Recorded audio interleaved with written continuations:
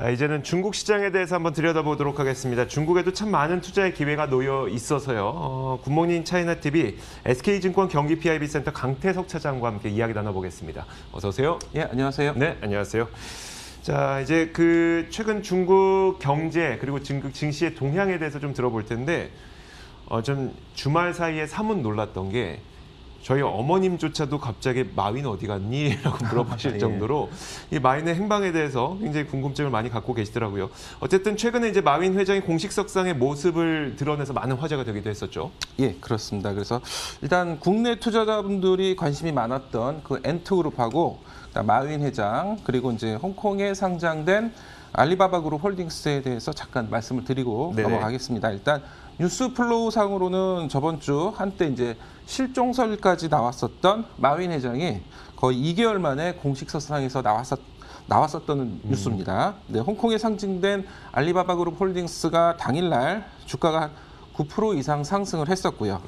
물론 이제 마윈 회장의 이 활동은 공익재단 관련된 내용이었고요. 네. 그다음에 다만 이제 실종설에 대한 이런 의구심은 해소되는 뉴스라고 할 수 있겠습니다. 다만 이제 현재 미디어의 이제 주된 논조가 마치 이제 중국 정부의 밑보인 이제 마윈이 여러 가지 제약을 받는다 이런 게 주된 논조인데요. 최근에 다른 논조의 뉴스가 나오기 시작했습니다. 그래요? 네. 예. 일단 마윈 회장의 이제 개인 지분이 큰 엔트그룹 있잖아요. 네. 엔트그룹이 과도한 신용 레버리지를 일으키는 비즈니스에 참여한 것이 아닌가라는 또 다른 의구심이 나오고 있는데요. 네. 주로 이제 그 엔트그룹의 이제 비즈니스 모델이 주로 이제 개인들 소액 대출을 묶어서 이제 ABS 형태로 금융기관에 팔고, 네. 그다음에 그 돈으로 또 다시 대출을 일으키면서 엄청난 레버리지를 거는 비즈니스를 하겠다는 건데요. 네. 그에 대한 비판도 사실 만만치 않습니다. 어느 쪽이 옳다고 판단하는 것은 아직 좀 이른 면이 있지만 투자자분들은 좀 더 균형 잡힌 시각을 갖출 필요가 있다라고 좀 보입니다. 제 개인적인 의견으로는 일단 어느 국가나 이제 기업의 발전 속도를 정부의 대책으로 따라잡는 것은 좀 어렵다는 점, 이 점을 일단 인정을 해야 될 것 같고요. 하지만 뭐 기존의 신용 정보를 이제 수집하려면 상당한 비용이 따르는데요. 뭐 엔트그룹은 자체 빅데이터하고 AI를 통해서 신용 분석을 하고 그래서 대출 비즈니스를 시도한다는 점에 있어서는 아직 기업과 정부의 어떤 이 시각에 큰 간극이 존재한다는 점하고 점차적으로 이 간극을 줄여나가는 것이다라는 정도로 해석해 두시는 게 올바른 해석이 아닌가 싶습니다. 알겠습니다. 엔트그룹에 대한 그 비판이 좀 다른 측면에서 나오고 있다고 말씀하셨잖아요. 말씀하셨던 게 이제 ABS 형태로 판매를 한 다음에 그 돈을 확보해서, 그러니까 레버리지를 일으켜서 그 돈으로 또 다른 사업을 하겠다 이런 계획인데, 사실 이거 우리가 뭐 이제 미국 경제, 글로벌 경제에서 자주 보는 자산 유동화를 그냥 한다는 거잖아요. 그렇죠, 사실. 그런데 이게 특별할 게 없는데 비판이 나온다는 건 어쨌든 규제 리스크가 있다는 거긴 하네요.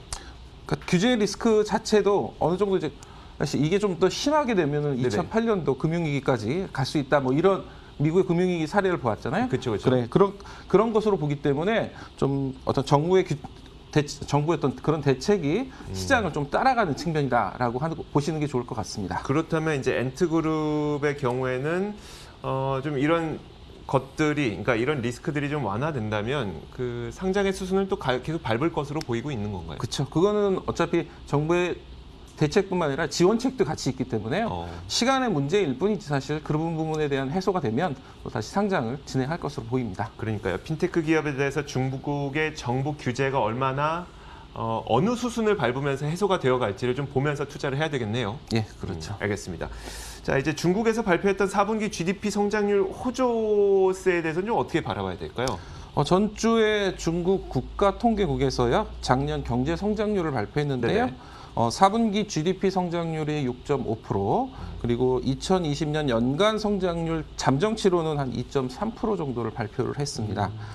주요 경제국 중에서 작년 유일하게 플러스권 성장률을 유지했다는 점이 한 가지 눈에 띄고요. 그다음에 4분기 성장률이 6% 이상을 기록했다는 점, 이 두 가지 또 눈에 띄고요. 그다음에 한 가지 더 더하면은 작년 2분기부터 주요 선진국 중에서 성장률 플러스권이 가장 먼저 빨리 돌아섰다는 점. 네. 그래서 다른 선진국보다 빠르게 회복을 하고 있다는 그런 반증을 나타내고 있는데요.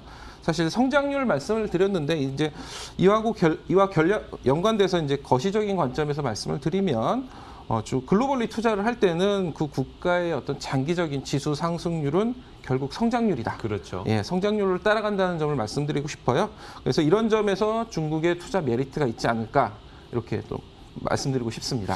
일부 외신에서 단기적인 시각이긴 하지만 워낙 2020년에 빠른 회복을 보였기 때문에 일단은 한 일단락 난 거다라는 분석도 하기도 하더라고요. 거기에 대해서는 좀 어떻게 보세요? 사실 근데 중국이 일단은 과거에서부터 2020년을 제외하고는 계속 한 6%대 이상의 성장을 꾸준히 유지하고 있기 때문에요. 네네.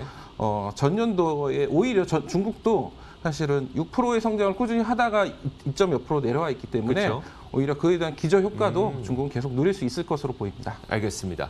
자, 이제 그 바이든 행정부가 본격적으로 들어섰으니까 중국 투자에도 이게 분명 어떤 영향을 끼칠 것 같거든요. 바이든 정부의 정책 가운데 중국 투자에서 우리가 힌트를 얻을 수 있을 만한 게 뭐가 있을까요?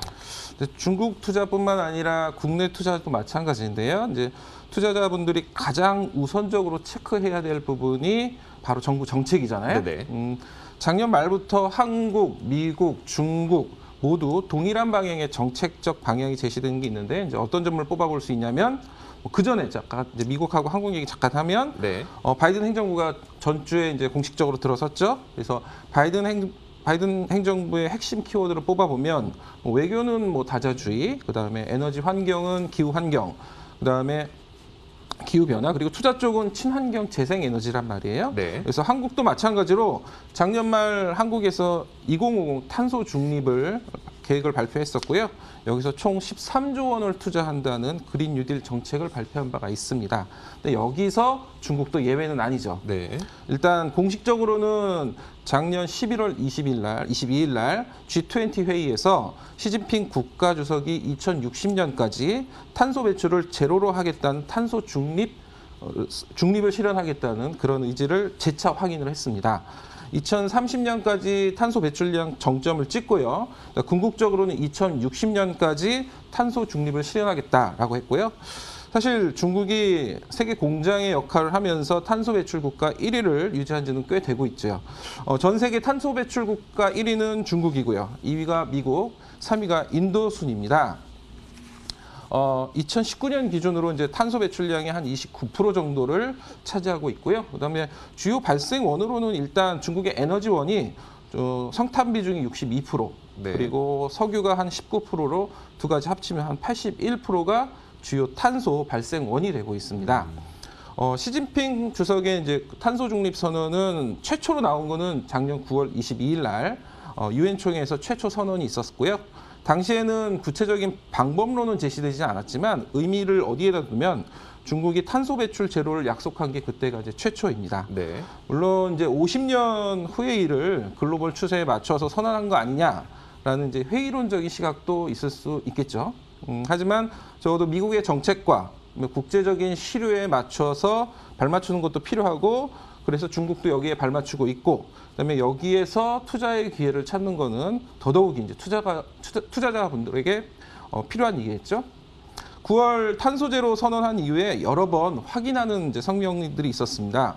아까 말씀드린 11월에 G20 회의 있었죠. 그다음 12월에는 파리 협약 체결 5주년 기념 네. 유엔 기후 목표 정상회의에서도 2060 탄소 중립을 재차 강조했습니다. 당시 이제 구체적인 방안의 핵심은 첫 번째는 화석 연료를 줄이겠다. 그리고 두 번째는 산림을 확대하겠다. 그리고 이제 세 번째는 풍력과 태양광 설비 용량을 1,200기가와트까지 확대하겠다는 건데요. 네. 바로 이 세 번째에서 우리는 이제 투자 아이디어를 찾아볼 수 있겠죠. 풍력 태양광 설비 용량을 1,200기가와트 이상으로 확대하겠다. 이게 진짜 투자하겠다는 거니까요. 그렇죠. 여기다 예. 돈 넣겠다. 예. 그럼 돈 넣은 만큼 돈이 나올 거고 예. 여기서 우리가 한번 투자 아이디어를 찾아보자 이런 건데, 좋습니다. 그러면 이제 구체적으로 좀 어떤 내용들이 얘기가 나오고 있는 거예요? 일단 현황을 한번 네네. 해보면요. 2019년 말까지 기준으로 중국에서 풍력 설비 용량이 한 210기가와트고요. 태양광이 한 205기가와트입니다. 거의 50%, 50대 50 정도이죠. 그래서 세계 시장 점유율은 각각 풍력이 34%, 네. 그리고 태양광이 한 35% 정도 해당되는 것으로 알고 있고요. 네. 태양광 같은 경우는 또 최근에 5년 동안 중국의 보조금 정책으로 상당히 많은 양이 늘어났었습니다. 그래서 최근 5년간 풍력과 태양광 신규 설비 용량을 살펴보면요. 2015년 기준으로부터 보면 49기가와트, 52, 69, 65, 56기가와트씩 거의 50기가와트씩 증가했거든요. 네. 그래서 방금 전에 말씀드린 2019년도 풍력과 태양광 설비 용량을 합쳐서 한 415기가와트였는데 매년 50기가와트씩 증가했다는 걸 말하면 평균적으로 30% 이상씩 증가했었다는 겁니다. 그래서 이런 방향의 연장선에서 향후 5년간 풍력과 태양광의 설비 용량을 보수적으로 보면은 매년 한 70에서 80기가와트씩 증가를 할 것으로 예상이 되고요. 네. 그다음에 탄소 중립 목표 달성을 하려면 매년 풍력과 태양광 모두 합쳐서 이 목표를 달성하기 위해서는 한 180기가와트 이상씩 설치되어야 한다고 칭화대 연구소에서는 주장을 했습니다. 그러면 이제 차이가 있는 거잖아요. 목표는 일단 예상하기로는 한 70에서 80기가와트 정도가 계속 늘어날 것으로 예상이 되는데 목표 달성하려면 칭화대 연구소에서는 180기가와트가 더 설치가 돼야 된다라는 거잖아요. 100기가와트가 더 설치돼야 된다는 거죠. 그렇죠. 그래서 그리고 중국이 5년 단위로 이제 경제 계획을 발표하거든요. 네네. 그래서 올 3월에 있을 이제 2021년부터 2025년까지 제 14차 5년 기획에서 조금 더 구체적인 신재생에너지 관련된 계획이 추가적으로 발표될 예정이라고 하는 그런 기대감도 있습니다. 그래서 정리를 해보면 과거 추세로는 매년 한 70에서 80기가와트의 신재생에너지 신규 설비가 새로 보급이 될 거고 네. 중국 정부가 공언한 대로 2060 탄소 중립을 실현하려면 최소 매년 180기가와트의 신규 설비가 이제 설치돼야 된다고 하면 관련 신재생 에너지의 산업의 구조적인 그런 성장을 얕볼 수 있겠죠. 그러니까요. 자, 이제 종목 이야기 나눠보도록 하겠습니다. 이런 흐름이 이어지고 있고 또 목표를 달성하기 위해서는 지금 현재의 발전되는 그 속도보다 훨씬 더 빠르게 발전해야 된다는 것이기 때문에 그만큼 금액의 투자가 많을 것 같거든요. 과연 여기에서 수혜를 받을 종목들이 무엇이 있을 것인가? 첫 번째 기업부터 한번 소개해 주실까요? 첫 번째로는 이제 풍력 관련주로 이제 금풍과기를 말씀드리고 싶습니다. 네. 예, 선전 시장에 상장이 되어 있고요. 그다음에 금풍과기는 중국의 대표적인 풍력 터빈 제조 회사입니다. 중국의 풍력 발전 설비 시장에서도 시장 점유율은 한 28% 정도 되고 있고요. 중국 내 1위 업체입니다. 글로벌 시장에서도 베리타스, 그다음에 지멘스에 이은 글로벌 시장 MS가 한 13% 정도로요. 글로벌 3위 업체입니다. 정부의 높은 설비 용량 목표에 따른 수혜가 기대가 되고요. 그다음에 작년 3분기 말 수주 잔고가 한 17.2기가와트인데 이게 2019년도 매출의 거의 2배에 달하는 정도로 성장세가 가파릅니다. 그리고 기술력 측면에서는 글로벌 시장에서 풍력 터빈의 기술력을 인정받고 있는 중국 회사로는 사실 금풍과기가 유일하고요. 네. 그다음에 그런 측면에서 이제 확대되는 시장의 많은 부분을 1위 업체가 가져갈 가능성이 매우 크다는 부분이고요. 그다음에 기본적으로 주가 상승의 두 가지 요소는 이제 EPS 성장률하고 그다음에 멀티플 증가잖아요. 그렇죠. 근데 이제 2021년도 EPS 성장률은 한 30% 내외로 지금 증권사들이 전망을 하고 있고요. 네. 상당히 보수적으로 봐서요. 성장 산업을 감안해도 현재 멀티플이 한 20배 수준인데요. 글로벌 1, 2위 업체들의 멀티플이 한 40배 수준입니다. 그래서 네. 비교해봐도 낮은 멀티플을 평가받고 있는 상황 측면에서도 상승 여력은 조금 더 있을 것으로 보입니다. 차트를 보시면 아시겠지만 이제 중국의 이제 탄소 중립을 선언한 이후 작년 9월부터 본격적인 상승을 시작하고 있고요. 1월 중순에 짧은 조정을 마치고 지금 다시 고점 언저리까지 올라와 있는 상황입니다. 지금 숫자가 잘 안 보여서 그러는데 지금 9월부터 최근까지 얼마나 올라온 거예요, 주가가? 지금 퍼센테이지로는 저도 지금 잘 안 보이는데 한 60%, 한 50% 정도 이렇게 보입니다. 알겠습니다. 몇 가지 또 이 금풍 가게에 대해서 질문을 드리고 싶은 게 있는데 터빈 업체라고 했잖아요. 사실 우리나라에 있는 터빈 업체들도 아직 트랙 레코드가 많지 않아서 그렇죠. 트랙 레코드가 많지 않아서 글로벌 주문을 좀 못 받고 있는 상태로 알고 있거든요. 금풍과기의 경우에는 그럼 지금 현재는 이 자체 수주, 그러니까 중국 내부 수주가 좀 많은 편인가요? 아니면 글로벌적으로 원래 많은 편이에요? 일단 중국 내부가 가장 큰 시장이기 때문에요. 네네. 중국 내부 쪽 시장이 가장 크다고 할 수 있겠죠. 거기에서 이제 트랙 레코드를 쌓고 글로벌 시장으로 진출하려고 하는 그런 단계네요. 그래도 글로벌 레코드를 쌓아서 이미 글로벌 시장 점유율도 한 3위 정도라고 하니까요. 레코드는 꾸준히 쌓고 있는 상황이죠. 알겠습니다. 또 한 가지가 이제 이렇게 뭐 요즘에 워낙 핫한 게 이 풍력 발전, 뭐 그리고 태양광 발전 이쪽인데 왜 얘는 유독 멀티플이 낮을까요? 이게 혹시 이들이 갖고 있는 뭐 해소하지 못하는 뭐 어떤 것들이 있나요? 그런 아까 말씀드린 이제 레코드 부분 때문에 그럴 가능성이 상당히 높습니다. 이제 네. 중국 업체라는 또 디스카운트 요인이 있고요. 그다음에 이제 풍력은 이제 그 전기하고는 다르게 이제 전기 같은 경우는 이제 스마트 그리드라고 해서 뭐 그 화학 연료라는 이제 전기세하고 네네. 그다음에 태양광 이렇게 맞춰지는 가격이 있잖아요. 그렇죠. 근데 이제 풍력은 조금 더 늦게 올라와 있기 때문에 상대적으로 멀티플을 조금 적게 받고 있었습니다. 알겠습니다. 상대적으로 낮은 멀티플이지만 정말 빠른 성장을 함으로써 이 멀티플까지 높아지게 된다면 우리가 상상하는 것보다 EPS와 멀티플 함께 높아지면서 훨씬 더 큰 주가 상승을 기대할 수 있기 때문에 금풍과기도 한번 계속 지켜보도록 하겠습니다. 자, 이어서 그 태양광 관련 종목도 한 가지 또 들고 오셨네요. 어떤 기업일까요? 자, 대표적인 중국 태양광 업체인 이제 융기실리콘 자재입니다. 그래서 글로벌 최대 태양광 단결정 웨이퍼 생산 업체이고요. 그다음에 반도체 웨이퍼로 시작해서 한 2006년경에 태양광 전문 기업으로 탈바꿈한 이후에 태양광 웨이퍼뿐만 아니라 모듈이라든지 배터리 셀이라든지 이런 영역까지 일종의 이제 수직 계열화를 하면서 성장을 이룬 회사입니다. 2019년 기준으로 이제 단결정 웨이퍼에서는 세계 1위고요. 모듈 부분에서는 4위였거든요. 근데 네. 이제 2020년에서도 모듈 부분에서는 글로벌 1위에 오른 것으로 이렇게 추정이 됩니다. 그래서 태양광 발전 효율이 좋은 이제 단결정 웨이퍼 비중이 점차 증대되면서 융기 실리콘 자재의 이제 세계 시장 점유율은 더더욱 확대될 것으로 이렇게 보이고요. 그다음에 결국 핵심은 아까 말씀드린 중국의 내수 시장이에요. 근데 이제 아까 말씀드렸다시피 과거 추세적으로 이제 올해 태양광 신규 발전이 아까 이제 매년 70에서 80이면 태양광이 한 절반 정도 분담한다고 하면 네네. 설비 용량이 한 40기가와트잖아요. 근데 2060 이제 탄소 제로를 실현하려면 그 이상이라고도 말씀을 드렸죠. 그래서 산업적인 확대 국면과 그다음에 독보적인 시장 지배력에 그 수혜는 1등 업체가 가져갈 가능성이 상당히 높다는 점에 주목하셔야 될 것 같고요. 차트를 보시면 이제 단기 상승에 대한 부담감이 좀 있는 건 사실입니다. 그래서 작년 11월 달에 네. 60위안 정도에서 올 1월 중순에 잠깐 조정을 겪었지만 한 122위안대까지 두배 올라서 올랐네요. 거의 좀 2배 정도 올랐죠. 예. 단기 급등에 대한 부담감은 좀 있지만 글로벌 정책 공조를 감안하고 그다음에 꾸준한 상승을 예측해 본다면 좀 분할해서 매수해 보는 그 전략도 굉장히 유효할 것으로 보입니다. 알겠습니다.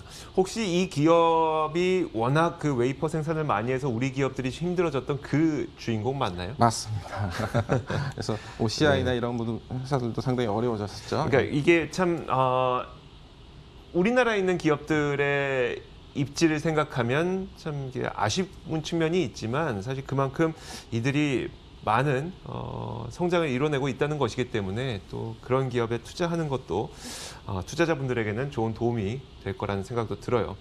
자, 혹시 이 융기 실리콘 자재의 경우에는 사실 우리나라에서 많이 힘들어했던 것처럼 웨이퍼 생산이 너무 과도한 것 아니냐는 게 바로 얼마 전까지만 해도 있었던 거잖아요. 그런 그 리스크는 요즘 많이 사라진 상태인가요? 워낙 이쪽으로 많이 하다 보니까. 생산 단가나 아니면 생산 규모 부분은 사실 동일하거든요. 네네. 근데 지금 제가 여지껏 말씀드렸던 이제 근거는 생산의 어떤 공급 측면을 말씀드리는 게 아니라 수요가 상당히 많이 늘어날 수 있다는 측면에서 말씀을 드린 거예요. 네. 그래서 언제든지 어떤 또 그 2020년도 뭐 그 코로나 사태 같이 그런 일이 발생을 한다면 수요가 갑자기 줄어드니 있다면 또 그런 가격적인 변동이 있을 수는 있겠지만요. 네. 사실 아까 말씀드린 것처럼 탄소 중립을 선언하는 게 여러 번 확인을 했었거든요. 그래서 그런 여러 번 확인을 작업을 거쳐서 하게 되면은 첫 해나 두 번째 해 또 미국에서는 행정부가 바뀌었잖아요. 네네. 그래서 첫 해나 두 번째 해는 상당히 좀 강력하게 드라이브를 가능성이 있기 때문에 수요 측면에서 상당히 큰 수요가 증가를 일으킨게 된다면 공급 사이드에서는 크게 무리가 없을 거다 이렇게 보입니다. 알겠습니다. 자, 이렇게 저희가 이제 친환경, 신재생 에너지 쪽으로 이제 중국도 향하고 있기 때문에 거기에서 수혜를 받을 수 있는 기업으로 두 가지, 풍력 쪽에서는 금풍과기, 태양광 쪽에서는 융기 실리콘 자재 이 두 기업을 소개를 해드렸습니다. 자, 지금까지 SK증권 경기 PIB센터 강태석 차장과 함께 이야기 나눠봤습니다. 고맙습니다. 네, 감사합니다.